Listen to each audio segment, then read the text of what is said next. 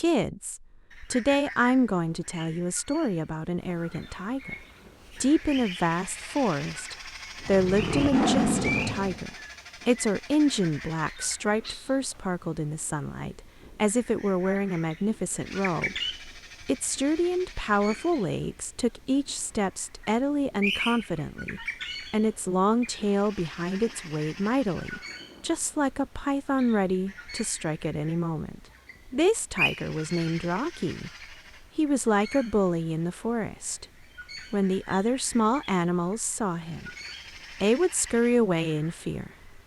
As time went by, Rocky became full of pride and thought he was the most powerful animal in the world, and nothing could defeat him. Every day he would strut around the forest, as if the whole forest belonged to him. With just one roar from him, the birds would be so scared that they would fly away from the branches. The little rabbits would immediately hide in their burrows, and even the usually clever monkeys would hug the tree trunks tightly, too afraid to make a sound. This made Rocky even more conceited, and he held his tail higher and tilted his head even more arrogantly. One day, while Rocky was wandering in the forest, he came across a little deer that was drinking water by the river.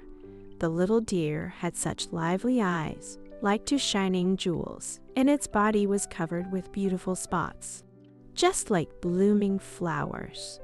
Rocky swaggered over, stared at the little deer fiercely, and roared, "Little thing, I heard there's something called a great lake at the other end of the forest. What on earth is it? Tell me right now." The little deer was so frightened that it trembled all over and said in a quivering voice, "Mr. Tiger, Mr. Tiger, the Great Lake is a really big and beautiful lake.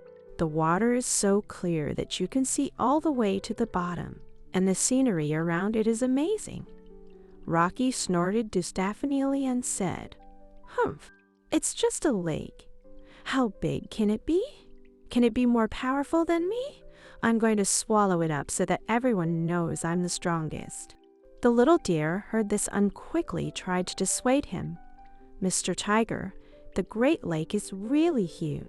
You'd better not go." Rocky didn't listen at all. He whipped his tail and roared loudly, "Shut up, you cowardly thing. Don't talk nonsense here and spoil my mood." Then he walked towards the other end of the forest without looking back. Rocky walked and walked. Along the way, he told everyone he met, "I'm going to swallow the Great Lake. From now on, there won't be a Great Lake in the world. There will only be me, King Rocky." The other small animals shook their heads secretly behind his back and were worried about Rocky. Finally, Rocky reached the Great Lake. Wow! The sight in front of him stunned him. The Great Lake was like a huge mirror inlaid on the earth. The water was a deep blue, stretching as far as the eye could see.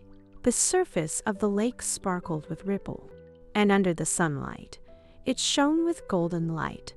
Surrounding the lake were rolling hills covered with lush green trees, as if the Great Lake was wearing a green wreath. But how could Rocky care about enjoying the beautiful scenery? All he could think about was how to swallow the Great Lake. He stood by the Great Lake, opened his huge mouth wide, and shouted loudly, "Great Lake, listen up. Today, I, King Rocky, am going to swallow you into my belly and make you a part of me." After saying that, he pounced forward suddenly, trying to drink up all the water in the Great Lake in one gulp. But the Great Lake was just too enormous. When Rocky pounced, he only managed to get a tiny sip of water. He wasn't willing to give up. He pounced several more times in a row, but each time he could only get a little bit of water. Rocky was so furious that he stomped around by the Great Lake and roared, "Humph, you hateful Great Lake! How dare you oppose me? Just you wait and see how I'll teach you a lesson." Just when Rocky was fuming with anger, he suddenly realized that his feet were wet. He looked down and saw that the water in the lake had slowly risen and covered his paws. Rocky started to feel a little scared.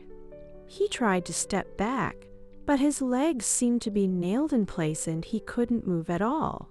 The water kept rising, and soon it covered his knees and thighs. Rocky struggled desperately and cried out for help. "Help! Help! Someone! Please save me!"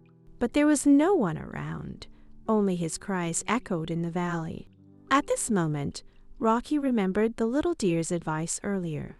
He regretted it deeply and thought, "I was so arrogant. I knew the Great Lake was so big, but I still had to show off.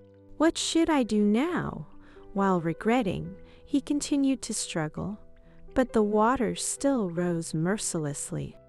Soon, the water covered Rocky's chest and neck, and finally, his whole head was submerged in the water. Poor Rocky, because of his arrogance, finally drowned. I don't know how much time had passed. When the other small animals heard about Rocky's fate, they all came to the Great Lake. Looking at the calm surface of the lake, they couldn't help but sigh. Rocky was so overconfident.